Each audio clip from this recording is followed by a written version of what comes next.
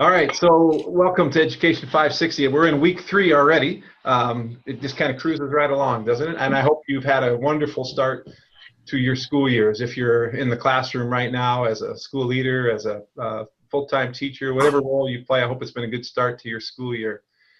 It's just a really unique profession, isn't it? Where we have this start date and then we have a hard stop date at the end of the year too. But I was talking to Dorrit owns and operates a preschool. Our education department does, and part of my role is to oversee that. I was over there today, and they're in day 5, I think. And there was a student who just started today, and one of the preschool teachers said to me, "It's amazing how much preschool students learn in the first 5 days of school, because now they see it with this student who's coming in on day 1 just fresh." So sometimes you need those moments to know that you're really making a difference in the lives of kids as well, which I know that you are. So let me tell you a little bit about myself, and then we'll kind of jump right into some of the content of the class. I'll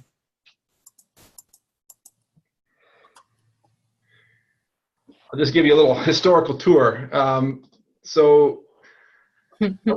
wish this was me, but it's a really cute picture, but I just stole it off the internet so this is somebody's kid. But I grew up in the south side of Chicago. Both of my parents were involved in education. My dad was a vice principal at that time and the athletic director. My mom was the school librarian. So I'm a Cubs fan, which is good. I'm a Bears fan, which was really painful Sunday night. Blackhawks. Yeah, I like all things Chicago. We like to go back there quite a bit too. I still have some family there. We ended up moving to Sioux Center, Iowa, where my dad was the athletic director at Dordt College. So I attended Dordt College. Sioux Center, if you haven't been here, I know some of you were here over the summer, so you know what Sioux Center is. If you've never been here before, it is a unique place. It's about 7,000 people. Everybody mows their lawn, but not on Sunday. It's just a lot of idiosyncrasies that happen in this place that I really like, and it's been a great place for our kids to grow up to. But I never, ever dreamed that I would end up back here after leaving Dordt College. So we headed to the West Coast. I taught at a school in Southern California in Redlands. It was called Redlands Christian School. I was the middle school math and technology teacher, and then I really loved coaching, so I coached every season. But my favorite was baseball, and if you can imagine, coaching baseball in Southern California was a dream because we could play all year round, and the weather's always perfect. So that's where I got interested in school leadership as well. After a couple of years there, our assistant principal left, and the superintendent came and asked if I'd be interested in the position.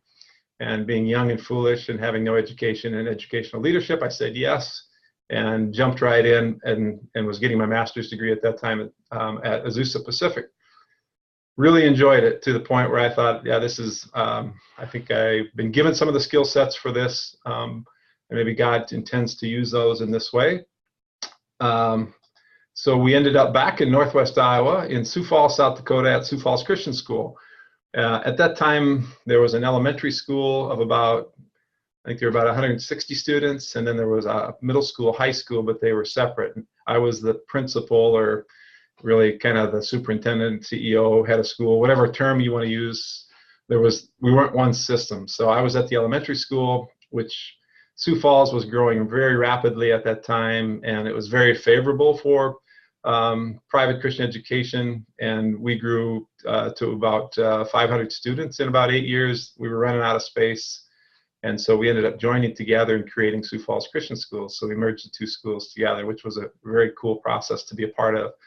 And then we had the opportunity to build a brand new campus too on the south side of Sioux Falls, which was, yeah, I hope at some point you've probably been involved in some of those building projects as well, but that's a tremendous opportunity as a school leader to really think about the learning spaces that you're creating for students.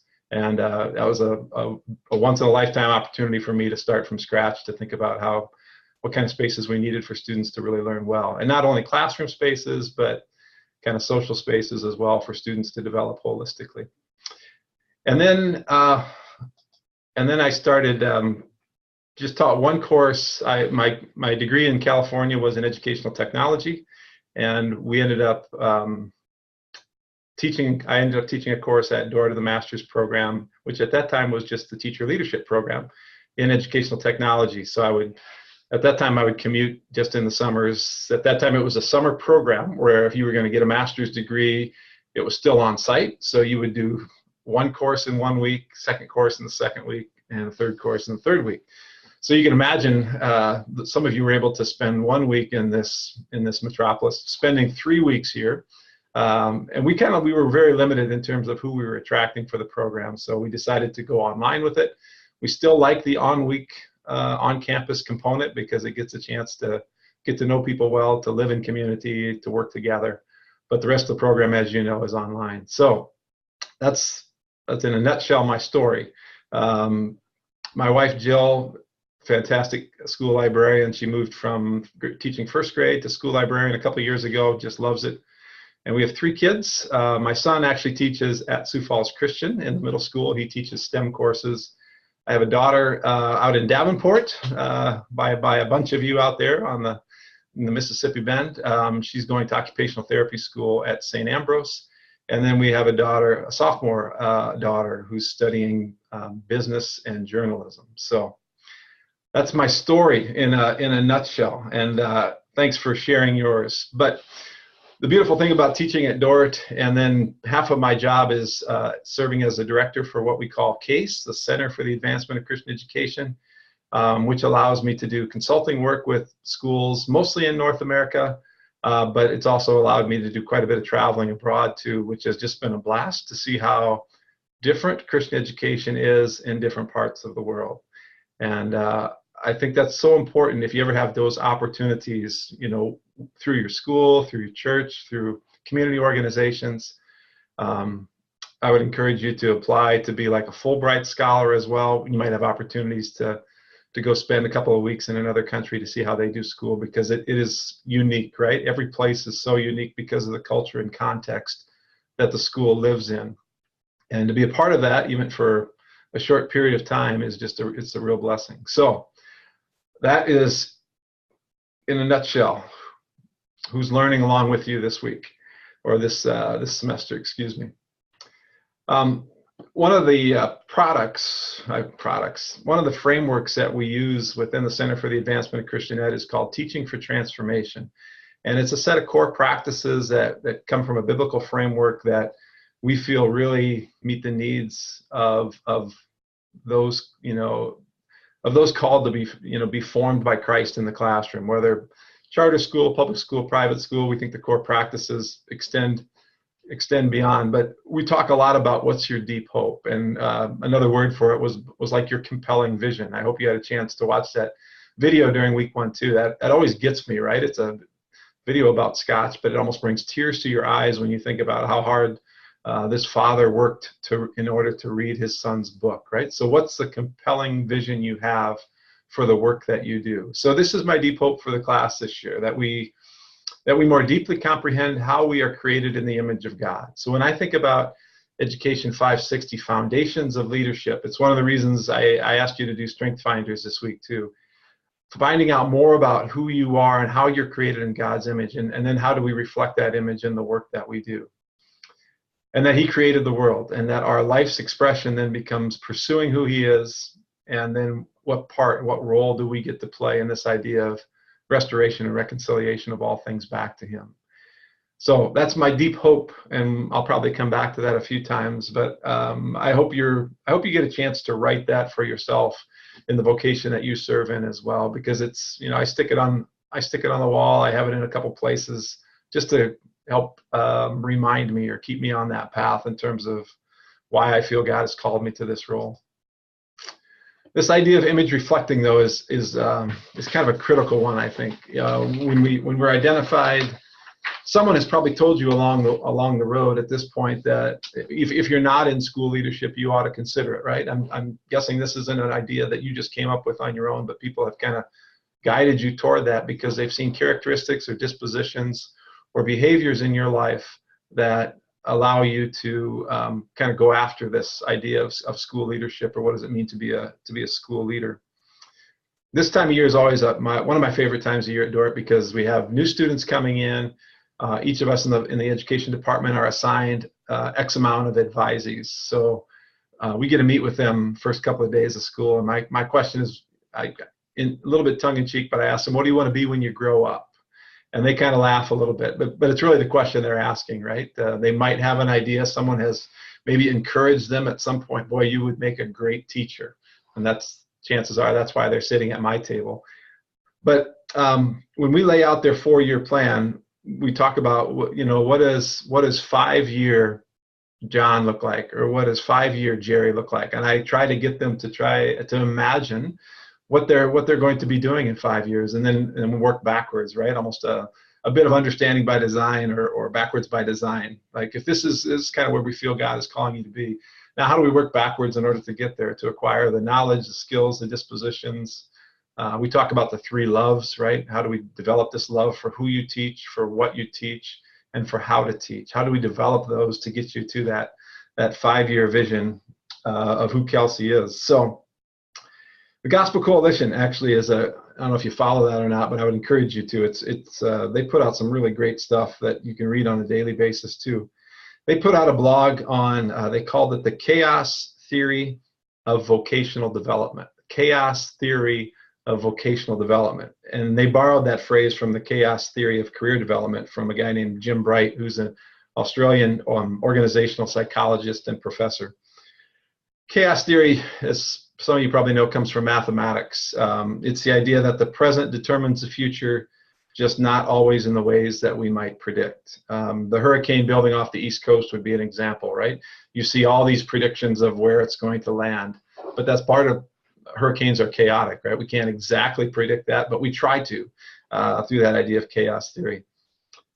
Sometimes I think our U.S. president is operating under chaos theory, that he's creating so much chaos, but we can't predict what the future is going to be. That's enough political talk for tonight. Dr. Bright explains that, like the weather, we might be able to predict what's going to happen in our careers tomorrow or the day after.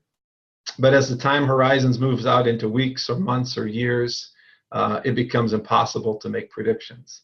And that makes sense to me, right? I never would have guessed I would be back here at Dordt College, teaching in the school leadership program, helping run an organization called CASE when I graduated from Dordt. So there's a little bit of that, but at the same time, I think we have a strong belief that God has given you a particular set of skills, right? Particular interests, aptitudes, passions, and abilities, and they're for a reason. They're for a compelling vision that He's giving you. And you're exploring that now as someone in this program thinking about school leadership. But you're wondering, maybe you know who all 3 of these folks are on the screen.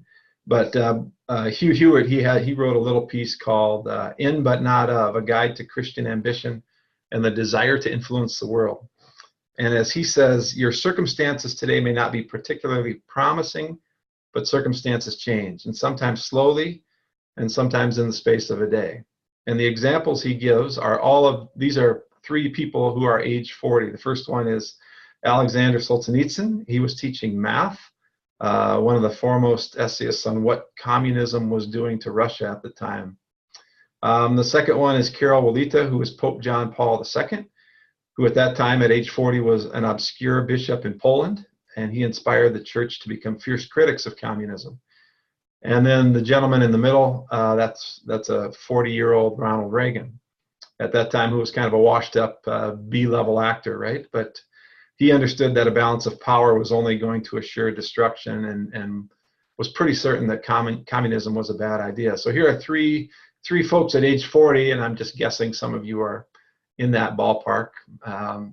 So that's why I thought 40 would be a good one. But how are all 3 of these connected?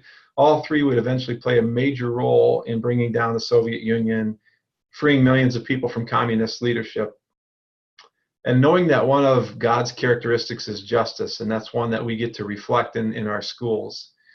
These men also reflected that image in their vocational work in bringing down that collapse.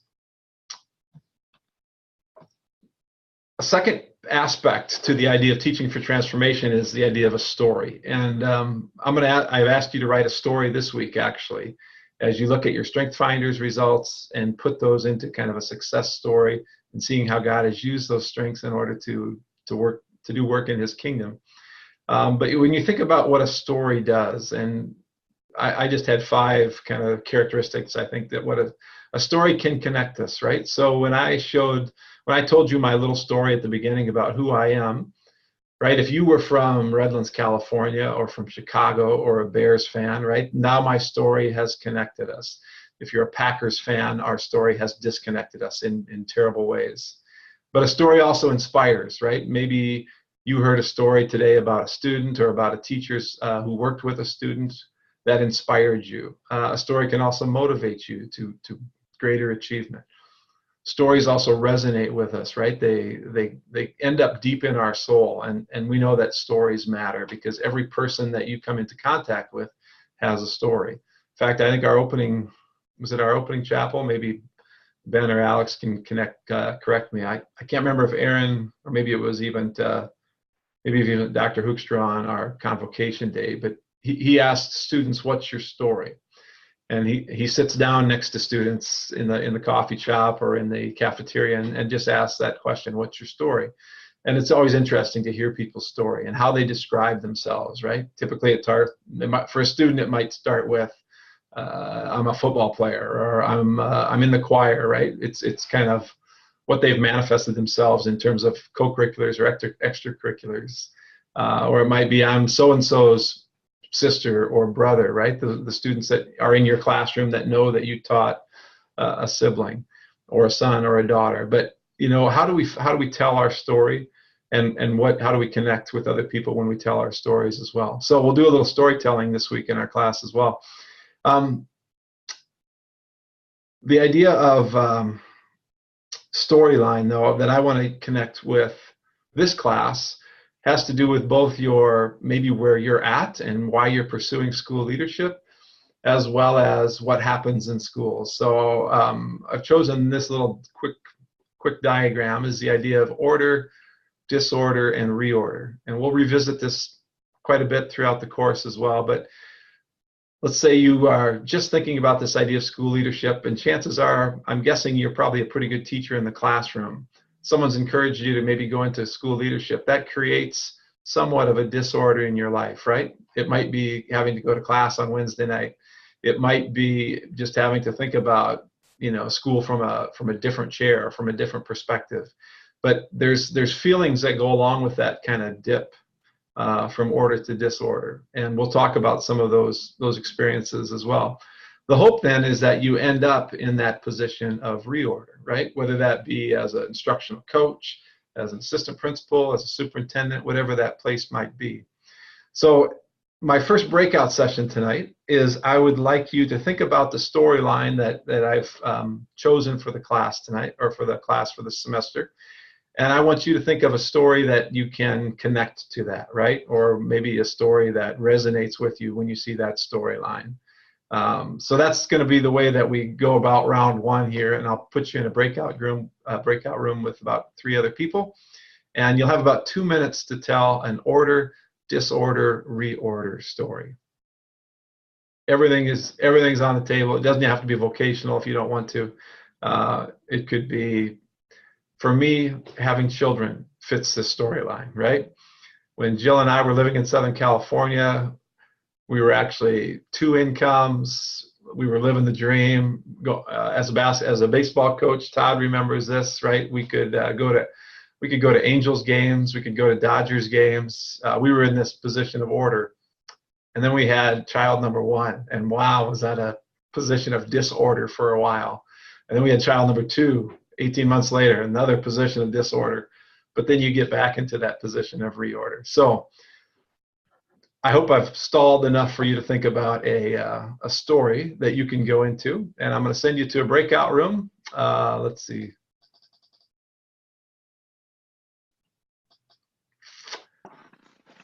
So you should get an invite in just a second. And again, if you didn't tune in kind of a few minutes before class, we talked about when we're in the breakout rooms, if you don't mind showing your video or starting your video so that people see who's talking. If you're not talking, you might want to hit the mute button, because sometimes we get feedback from people's microphones and speakers. So about 2 minutes, I'll give you a 2-minute warning, which means you should be on the last person, but feel free to continue conversations until you get that 2-minute warning. Enjoy the story time.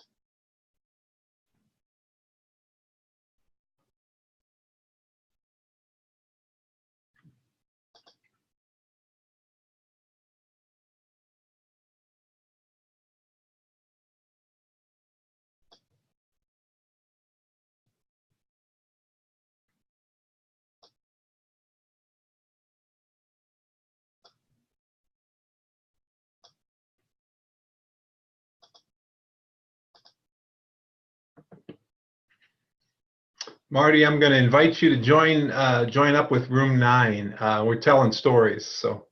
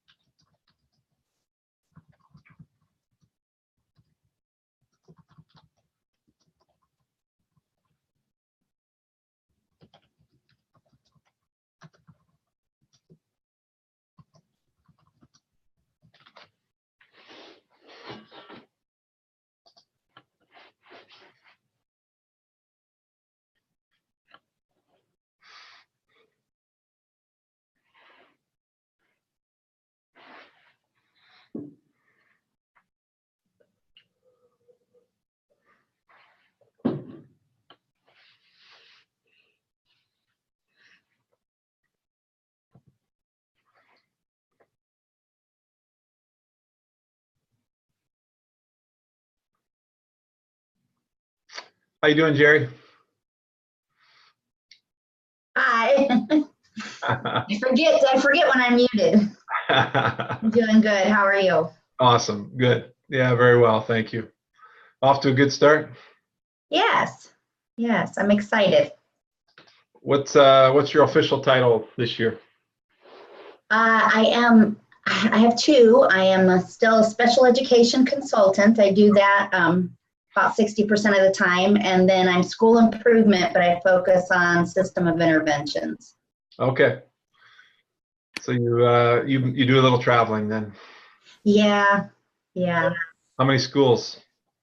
Currently, I'm in 6, but I'm about to add another district. It's pretty large. So. Oh, wow. Yeah.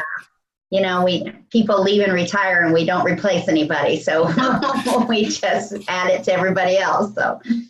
Yeah. Good thing you have 25 hours in your day. Yeah. Yes. One of those short-sighted communities I've ever Oh seen. my God. All right. Do you still see my screen, or do I need to reshare it? We see you. We don't see the. We need to reshare. Thank you.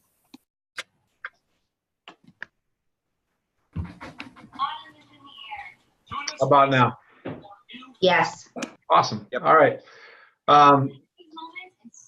So I really enjoyed reading through your compelling visions and your definitions of leadership.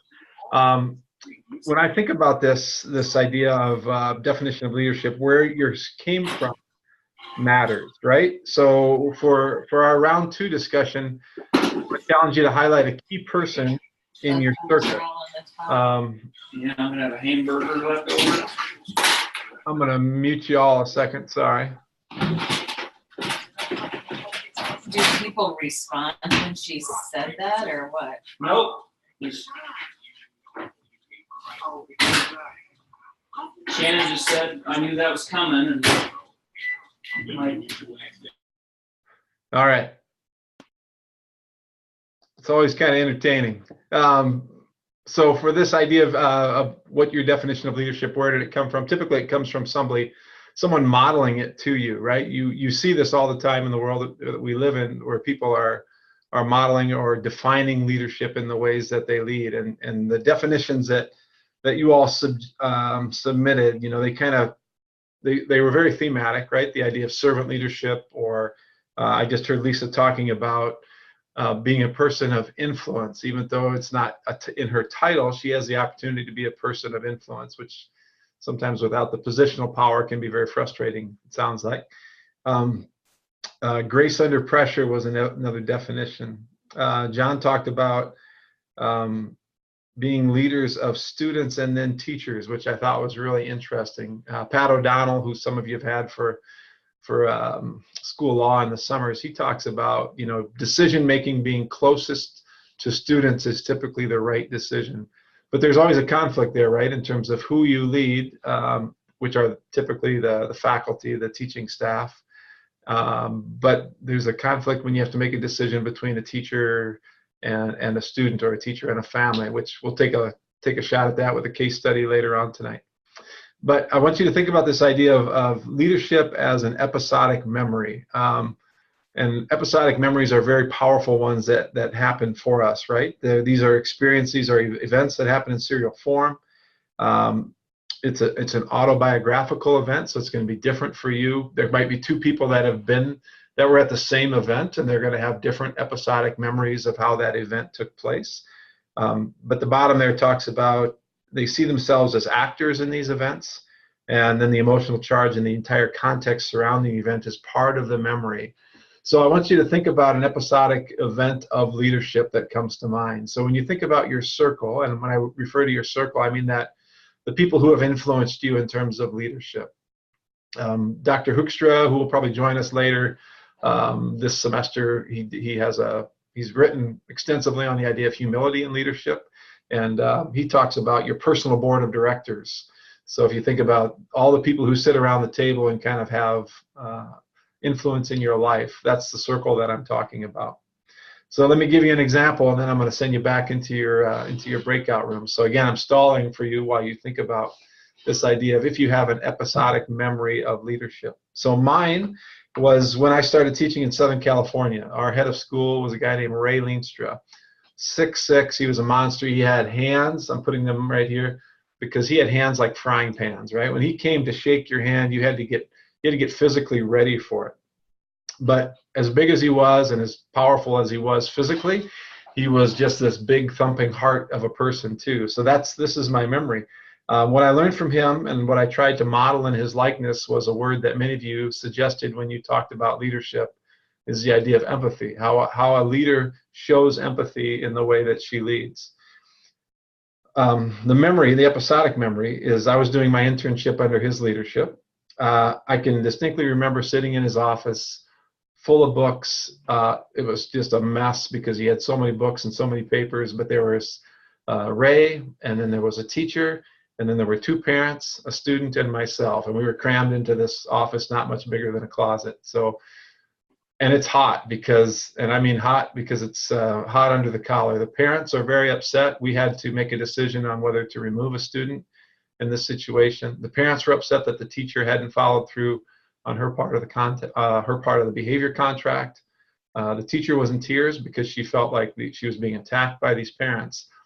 And Ray was able to just demonstrate empathy for both parties in the way that he brought about this restorative practice that was amazing, involving everyone in the conversation, explaining the school's position, sharing the expectations for behavior or the student life conduct code that both parents and students had agreed to. But he put together a process that accomplished the goal of being able to keep the young man in school while at the same time holding him accountable for his behavior, all the while just oozing with empathy for the student, but also for the teacher and for the student's parents. So that memory for me is a very powerful one. It was very emotional because people were kind of yelling and screaming at each other. It was a very hot environment. It was Southern California, so it was hot to begin with, but then to be in a closet with 6 people was very warm as well. So all those things become part of it for you, right? So that's the story I'd like you to tell. If you can think about someone who's in your circle that's influenced you in terms of leadership, and if you can share an episodic memory of a leader from your experience. So that's round 2 for tonight in our breakout rooms. You can see one of my goals tonight is to hopefully get you all a chance to talk and get to know each other a little bit, and to use these breakout rooms. So here we go for round 2. Again, if you can keep it to about 2 minutes, I'll bring you back in about 8.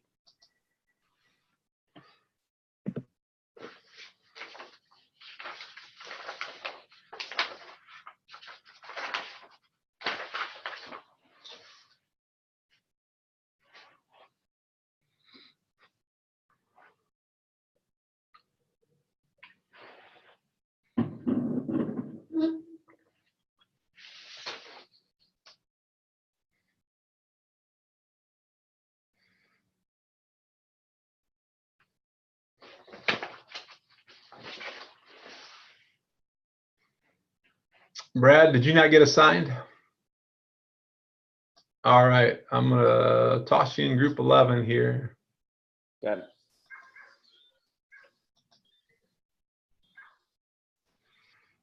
And I think Lee is in a board meeting, so he probably can't talk, if I remember his chat. Schedule. All right, did you get an invite, Brad? Awesome.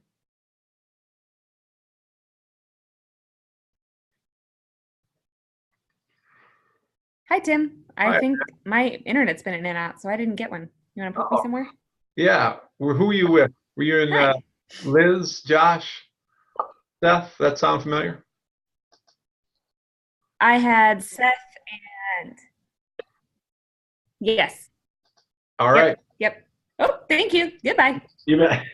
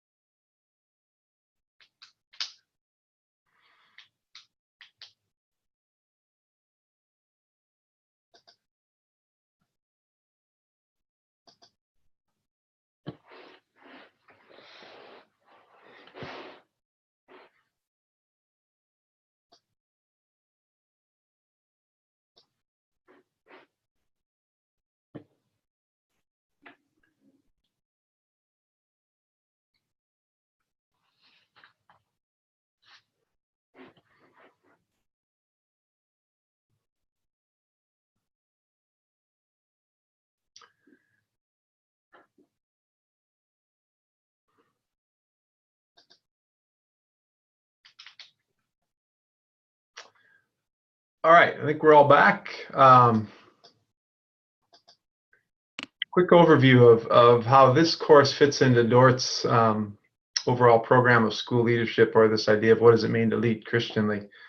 Our conceptual framework encompasses those four kind of core quadrants there in the middle. The idea of what does it mean foundationally to be one who leads Christianly, the need for being a reflective leader, a collaborative leader, and then a transformational leader. So every course in every of the 5, 60, 61, 62, 63, 64 will focus on maybe two of the quadrants, and 560 focuses on the two on the right, the idea of foundational leadership and reflective leadership. So some of the things that we've been doing in the course already, like the assessments, help you understand who you are as a leader foundationally, and it provides opportunities like we're going to do this week for you to reflect on what does it mean as a leader with the skill set that you have. So just a overview again of the conceptual framework of the program. And if you think about the end of the program, when you complete, you'll demonstrate competencies in each of the ISIL standards, as well as address each one of these four quadrants or four coordinates of our program. So think about, as you go through this semester, what are some artifacts that you'd want to choose to show competency, and what does it mean to create a culture of learning, or what artifacts demonstrate your character as a leadership. So for example, people have used the Strength Finders assessment results to demonstrate what it is, who they are foundationally as a leader. Let's see what's next. Oh, I got a few thoughts for you on this idea of leading Christianly. So the question there at the top, how does our own spiritual condition affect our ability to teach, lead Christianly? And I think that's an important question for us to wrestle with, knowing that we're broken and knowing that our spiritual condition requires restoration. Means that we have to understand that in the way that we lead too, knowing that we're going to miss the mark, and that part of leading well is going to be being able to say I'm sorry, and being able to ask for forgiveness, and being able to be counseled well in the work that you do. These are just some of the catchphrases that I've kind of collected as I've gone through school leadership. The first one, it's hard to lead where you haven't been. I think this is very true for throughout life, right? It probably doesn't matter what leadership position you're in. If you haven't been there, it's probably hard for you to lead. I always there are people who jump right into school leadership out of college, and I think if you haven't taught for a year, at least a year, I think it's pretty tough to be a school leader, because you haven't been there, right? I'd be like coaching in the NFL and never having coached before, maybe haven't played the game or things like that. So something new leaders certainly need to accept and to be able to account for. Even if you're a young leader, you're going to be looked at in terms of, well, that she hasn't been there before, or he hasn't been there before. So that's an important concept to keep in mind when you jump into leadership. It is very difficult to lead, not impossible, very difficult to lead where you haven't been. Second thought I have is never let your public ministry exceed your private devotion. There's this line that you've probably heard before, fake it till you make it, right? In leadership, where you don't know it all, but just pretend that you do. And I have a growing dissatisfaction with that line, or growing distaste for that line, because I don't think that's true, right? My private devotion has to exceed my public ministry. So staying close to God, being faithful in the practices that help you become a better leader is really important. And that public face shouldn't be one that's not authentic or true. Third thought, seasonal allowance. I think this is an important one. A few of you have already asked me for that. Some of you are coaching this semester as well as taking classes, and even at the beginning of the school year, right, is while you're taking master's classes, I think you have to allow for this idea of a seasonal allowance. Any leadership is always going to be more than a full-time job, and I think maybe God designed it that way so we fully rely on Him in those situations. But please feel free to give yourself a break, knowing that you're not going to hit a home run every time you come up to bat. if you need that seasonal allowance in this class, don't hesitate to ask for it, because I know there are all kinds of things that you're juggling at the same time as school leadership. So I think I can speak for all the folks in the school leadership program that there's lots of grace, because we've been where you're at. I don't know if we haven't exactly led where you've been, but we've all been in school leadership programs while we're in the middle of full-time positions. So we understand the busyness of life, along with family and coaching and church and community responsibilities. So keep that in mind. Also keep that in mind for the people that you lead, that they are going to need a seasonal allowance as well. I like the phrase. The operative model in mind. When I think about the Old Testament, the operant model was the priest going to that private place and then coming back and sharing what had been revealed to him. And I think that was the Old Testament model, right? The priest going back into the Holy of Holies and then coming out and sharing what had been revealed. I don't think that's the way a leader should lead anymore. And I don't think that's the New Testament model, right? I think the New Testament model after Christ's death was that you bring people with you. And I think the more leaders can do that, the more successful they're going to be, bringing people along with you. We're in the middle of an executive search with a Christian school, and it's been a fascinating experience to be part of, because you realize that leaders can do this really well, and then when they leave, there's almost like a built-in succession plan for that school. Leaders can also do this very poorly and kind of lead out in front all by themselves, but then when they leave, everybody's caught hanging there, right? So this idea, this operative model of bringing people along with you, I think is building this collective leadership model or leadership capacity within your organization is really important. I know I was not perfect in terms of the teacher leadership model, but I was really excited, when that came into being, where leadership was more distributed now amongst those who wanted to step up for that position, and it created opportunities for people to lead well. Nick, I love that one. Sorry, I didn't have my chat room open. Yeah, that's outstanding. Very true. But this idea that we shouldn't be all by ourselves in that position. Leadership is a lonely position, and if the operative model is to bring people along with you, you're not leading alone. Next one. This one came very clear in the leadership definitions that you gave, is that idea of modeling, and it matters so much, right? I think it matters more in positions of leadership than in any other calling, to be honest with you, because people are always watching you, right? I mean, Dr. Hoekstra on this campus, he couldn't walk down the sidewalk without Alex and Ben and I watching him, right? He attracts our attention because he's the leader of our organization. So we notice if he walks by a piece of trash and doesn't pick it up, or if he does pick it up. We watch if he's walking by himself, or if he saddles up to a student and has a conversation, which he usually does. So those people in your building that are called to that position of leadership attract attention, and therefore the modeling that they do is so critically important. So, and again, if we believe that we are created in God's image, that we're reflecting those characteristics and those images of Him, I think we can't go wrong in that modeling. No two people grow the same. Just like when the best teachers are those who differentiate instruction based on the needs of the students in their classroom. Same thing for leadership, right? We don't coach two people the same. We don't, in terms of instructional coaching or coaching on the field. And we don't lead two people the same, because people have different needs. There are some people, we'll look at some different models in terms of what people need. Some people need a lot of direction. Some people don't need much direction at all. Some people need a lot of motivation and encouragement. Some people don't need much at all. So knowing the people that you lead is critical, but also knowing that you won't lead them. They won't grow at the same rate or in the same way depending on how you lead them. And the last one, this is one that I picked up at a conference at the School Administrators of Iowa conference, when they talked about measuring your leadership, and they were talking about different assessments that you could do.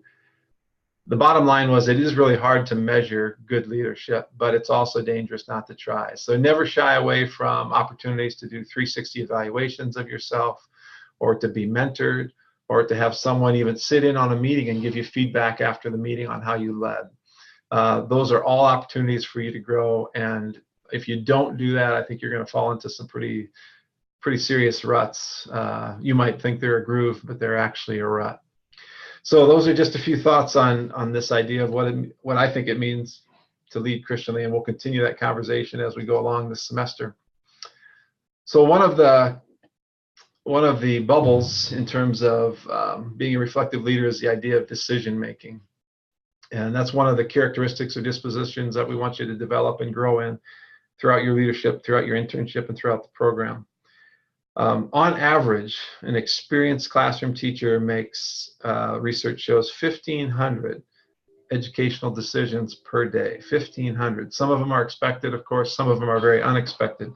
So if you think about the routines for managing groups of 20 to 25 while teaching content, taking attendance, going over homework, all those kind of things, those are probably expected decisions that teachers are ready to make during a day. Unexpected, when you get a student who's upset, when you have a PA announcement that talks about a drill that's going to happen that you weren't planning on. Student questions are unexpected decisions that you have to make. When the technology doesn't work, right? All those are decisions that are being made in a day by a teacher. 1,500 is what they estimate. And they pile up, right? They pile up every time you make a decision. It usually leads to another one. I also think about like when I think about the world of sport leadership, I think about basketball and the kind of the art of rebounding. People assume rebounding to be a pretty uninteresting task, right? We talk a lot about guys and girls who can score, who put up the points every night, but we don't talk enough about the simple act of rebounding, in my opinion, because it's not the best rebounders are not simply the tallest people on the team or the most physical player, or maybe have the biggest butt, right? All those things help when you're rebounding, but they're typically the fastest thinkers on the team. So if you would evaluate your team and you think about who's the best rebounders, chances are they're probably fairly intelligent people as well. It's really what separates a guy like Kevin Love from Brooke Lopez, right? Kevin Love is a much more thoughtful rebounder than Brooke Lopez, even though he doesn't maybe have all the physical attributes that a guy like Lopez. So reading the ball, knowing how the ball will bounce off the rim, all of those things. But as you move into leadership positions, all of those decisions are pretty new. You haven't seen the ball bounce off the rim in that direction yet. So the expected and the unexpected ones. So you'll probably have developed a pretty good idea, while you have developed a good idea of how to operate in your current environment. So you're in this place of order. When you move into a school leadership position, you move into a place of disorder. You enter a new arena, and you have to find ways then that are going to allow you to get back to a place of order or to reorder. So a few questions to ask yourself, and I want you to keep these in mind, or maybe even jot them down, because they're going to play into the case study that we're going to end up with tonight. So first question, what are the net consequences of all your options? So I think all of us will think about the net consequences, but try to go to the next level. What's the second level of consequences when you make a decision? So this isn't simply just like a cost-benefit analysis type activity, right? Nor is it just going with your gut. I think when you have a truly difficult problem, it's going to require you to think very deeply, imaginatively, and objectively about the full impact of all your choices. Some people will sketch out like a decision tree when they're dealing with a really difficult problem, which I think is a very helpful opportunity for you as well. Some people will bring in devil's advocates, right? Someone that you trust completely, that can come in and just tell you what's going to happen in their opinion if everything goes wrong. So all those things are important because they help you find holes in your thinking, and they prevent you from rushing to conclusions or even succumbing to something like groupthink, right? Well, everybody thinks this is what we're going to do. So that's question number one. Question number two, what are your core obligations? What do you have to safeguard at your school?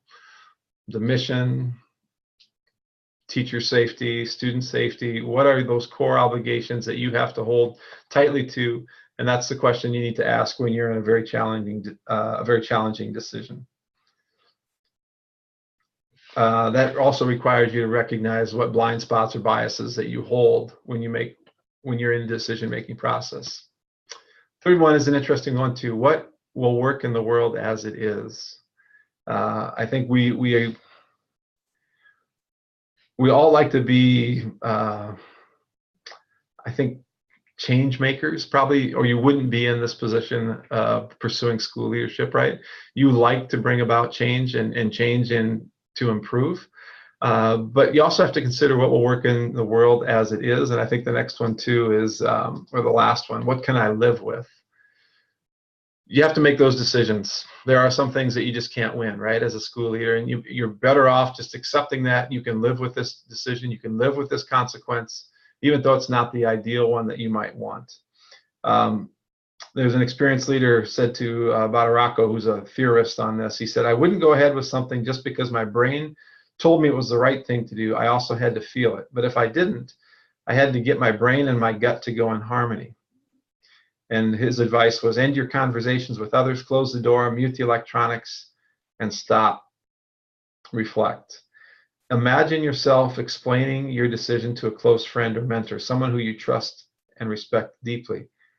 How would that person react? And he also endorses the idea of writing out decisions when you're in those type of situations, when you're dealing with really difficult problems. So let's see how we do with a really difficult problem. I skipped a slide here, so I'm going to read this one with you. You can follow along, of course, but and then we're going to turn you loose one last time in the breakout rooms to see what kind of a decision you would make as a leader, and think about some of those questions that we just went through in terms of consequences and what can we live with. And I skipped the one, who are we, whose are we, but I think you know what I'm getting at. Carl, an art teacher who at one time had been named the state's teacher of the year, had been troubled for more than 5 years. The principal knew she had to do something because this problem just wasn't going away. To some students and parents, there was no problem. They claimed with notes and phone calls that Carl was a superb teacher. They cited his award from the subject area peers, his spending time with kids on the weekends, his displaying the kids' art in the halls and malls, and his off-the-wall humor that many kids appreciated. Some of these students had gone on to colleges and art schools and done very well. Carl's defenders blamed the principal for a personality conflict between you and Carl. Get off his back, let him do what he does best. The principal knew that these comments came straight from Carl because the parents related that their kids had said Carl mentioned during class that he was on the carpet with the principal, and that some people are just out to get me and can't stand the way that I go beyond the school day. There had been conflicts between her and Carl. He had defied the school's no smoking rule by going down to the boiler room. She had just learned about it, not from the custodians, but from the kids who joked about, oh, you know him, he just needs his smokes. Another student's parents had objected to Carl smoking in the van that took them off campus to set up their art displays. Principal had confronted Carl about it. He made no promises and persistently kept smoking.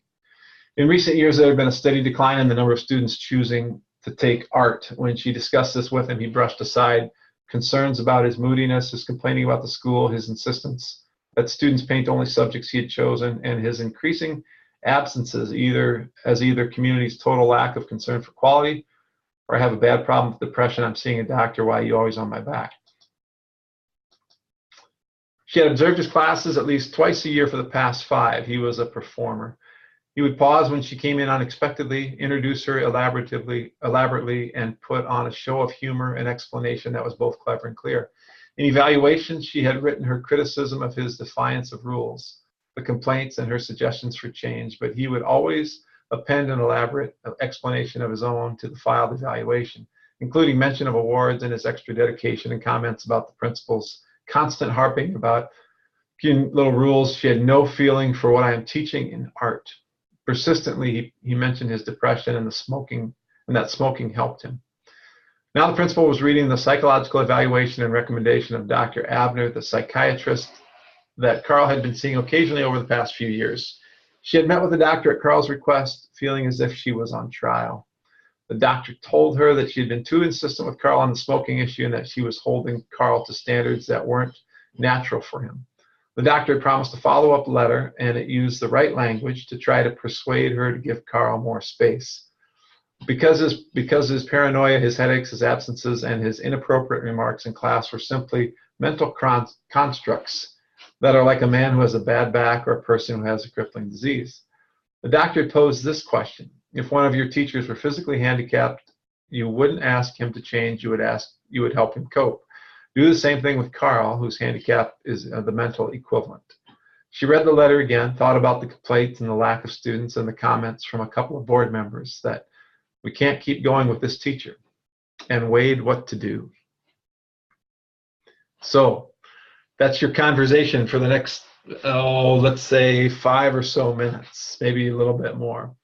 What are you going to do? You're the principal in this position. So back to those questions, net consequences. What can you live with? What will work in the world as it is? And think too about what are your core obligations as an administrator. Let's see. Whoever is, I think we did this the other.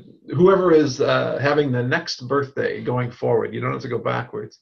Who's ever the next birthday boy or girl going forward will be the speaker of your group when you come back, and I'm just going to randomly choose a couple groups to share out what they talked about. So happy birthday if you're the birthday person. Have a good conversation.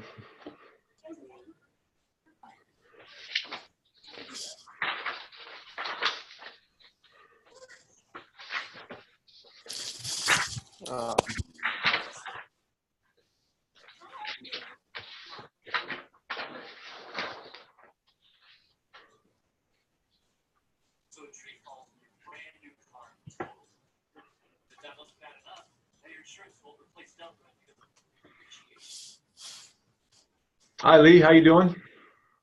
Good, you? Good. I'm going to assign you here to a group. Sorry. How'd the board meeting go? Oh, you're not too bad. Pretty painless, but just long, an hour and a half, 2 hours of it's long enough. Oh, yeah, no doubt. All right, I'm going to throw you in with group 10 here a minute. Okay, thank you. You bet.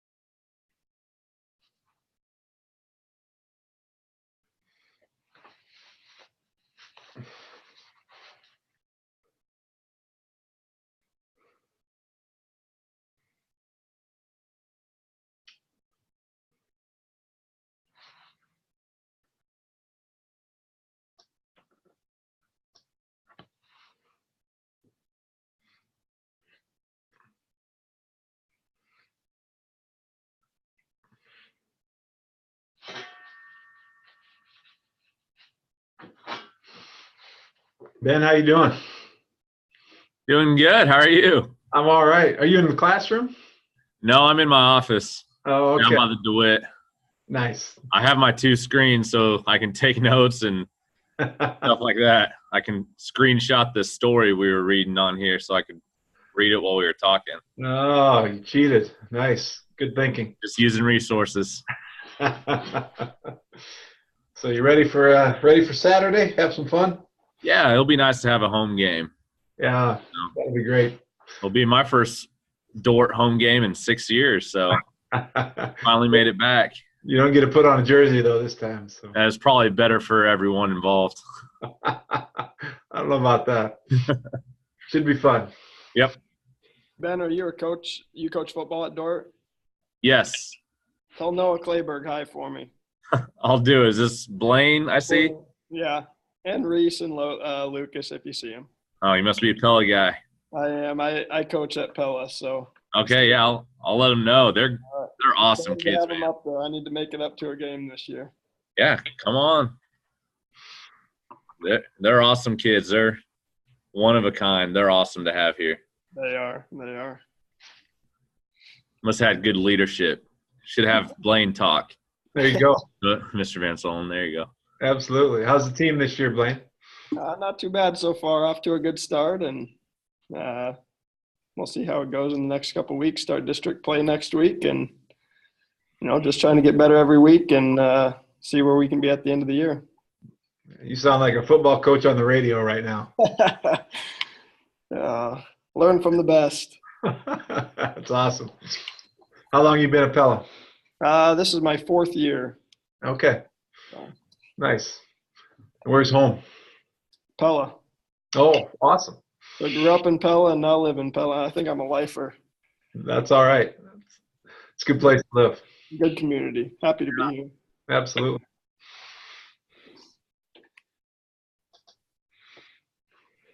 What do you teach at the school as well? Or I you? do. Yep. Middle school math. Oh, cool. And then coach football and basketball as well. So Is Josh there? Josh, Josh Manning is, yes. Yeah. Okay. Yep. Is that who you're working with this year for the internship? I am not for some of it. I'm doing the AD at the high school as well. Oh, that's right. That's right. I remember your email. Yeah. Okay. Doing a little bit of Sheridan. So Josh McCullum, who's in the class as well, is partnering with Josh Manning, so that way we can kind of switch off on his schedule. So. Oh, great. Yeah. Feel free to do things together too between you, Josh, and Josh. That's totally fine. Okay. Perfect. Thank you. Yep.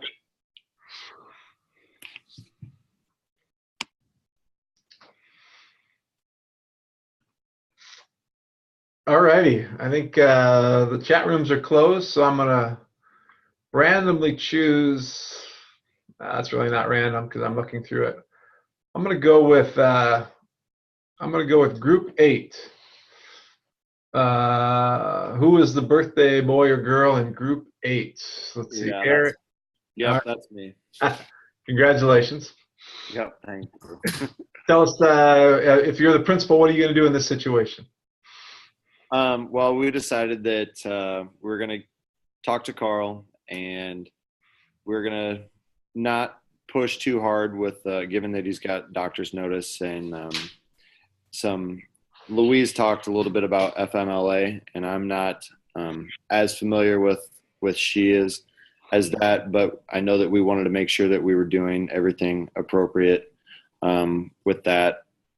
And then at our school, we do have a duty-free lunch, and we suggested that maybe Carl is able to scoot off campus for that, have a cigarette then, possibly working out if he has a prep that he could, take 5-10 minutes, scoot off campus, do that. And that would be our little give that we would have for him. And then as far as in the classroom, that we would have to tighten down on some of the things that were going on in the classroom that directly affected the student learning. And hopefully his numbers would come back up and we could just work things out that way. Yeah, a lot of good solutions in there. I think you have to protect yourself, right, from possible lawsuit if you would dismiss Carl for cause. But if FMLA is involved, or if the doctor's note becomes wrongful termination, right, you have to watch out for the benefit of the school. But you're also on a smoke-free campus, so you have to enforce that as well. So you have a pretty good solution there, Eric. Thanks. Let's also go with Group 5. So Andrew, Jill, Nick, who else is in there? Who's the birthday? That would be me. Oh, happy birthday, Jill. Thank you. So we discussed that we would probably put Carl on a intensive tier so that we could do some coaching with him, kind of try to guide him back to his previous ways as an educator. We also talked about perhaps we would have or involve a different administrator so that there wouldn't be that bias, or that Carl wouldn't have that feeling that his current administrator was on his back. We'd bring in another person to kind of assist with evaluations and coaching him up and stuff too. That's excellent. Thanks, Jill. Appreciate that. I think you hopefully you realized what Jill just talked about is really the wisdom of the crowd, right? That we can make a better decision with more minds involved than we can on our own, and that's the danger of school leadership, is that you end up in isolation, making decisions in isolation. And typically those probably aren't going to be the best decisions that you can make. This is a real story, so let me show you what happened to Carl. The principal had earlier explained the situation to the Ed Committee of the board. Now that the principal presented a recommendation that Carl would not be offered a contract for the next year, but would be allowed to continue for the final 2 months of the school year if he faithfully taught and did not badmouth the school. board accepted the recommendation, and Carl announced to his classes that he would not be back next year, telling them that the principal had it in for him. He solicited letters of support from the statewide Association of Art Teachers and Parents in the school. Carl did little teaching the last month and was absent often, but the principal did not terminate him. So you can see the decision-making process really didn't work out in this case, right? And for probably a lot of reasons that you might infer based on what you read. But thinking about those questions, I think what are the core obligations? What are the net consequences of your decision? And how do you make a decision, right? Do you make it in concert with others like Jill suggested? I think are all really good ideas. So we'll continue to work through some case studies like this. These are real stories that I've collected over time that the names have been changed, of course, to protect the guilty or the innocent. But it's good to put yourself in that position, because you're going to be in that position if you're not already there. This week, I think, Glenn, if you're in 560L, we really do need your mentor forms submitted. If you haven't done that yet, please do that the next day or two. There are 4 pieces for you to read. A couple articles on the idea of school culture, which we'll jump into more next time we're face-to-face as well. How leaders influence the culture, 8 roles that symbolic leaders play. And then I hope you're enjoying Simon Sinek's book about leaders eat last. Part 3 is a couple chapters on reality. And really the reflection this week is taking your Strength Finders survey results and then being able to craft a story. There's a assignment online that you can see more details about that, but make sure you let me know if you have any questions. And then your philosophy of ed, I apologize for the target of dates for that. So if you haven't handed it in yet, no problem. There's no late charges on that one. But continue to spend time on that, and I'll encourage you to do that probably every other week. I'll just try to build 30 minutes into what I consider your time for this course, where you can continue to tweak it based on some of the reading that you might want to add to it. And again, at the end, you'll turn in a final draft that will be APA format with citations and so forth. But yeah, for this week, it was a draft form. But I'm anxious to read those, and I'll try to give you some feedback in the next few days on those too. So that's it for tonight. It is 8:30. Thanks for tuning in. Let me know if you have any questions. Question. Can I ask a quick question? Yeah. It's for more of the 560L. Yep. When we have our mentors calendar, do you just want a copy of 1 month or 2 months, or what's the calendar? I want that electronically? Do you want that? Can I just print out the calendar? What do you want that to look like? Sure. Yeah, you can. There's a lot of different options there, Abby. That's a great question. Thanks. You can certainly do month by month, but the goal of the assignment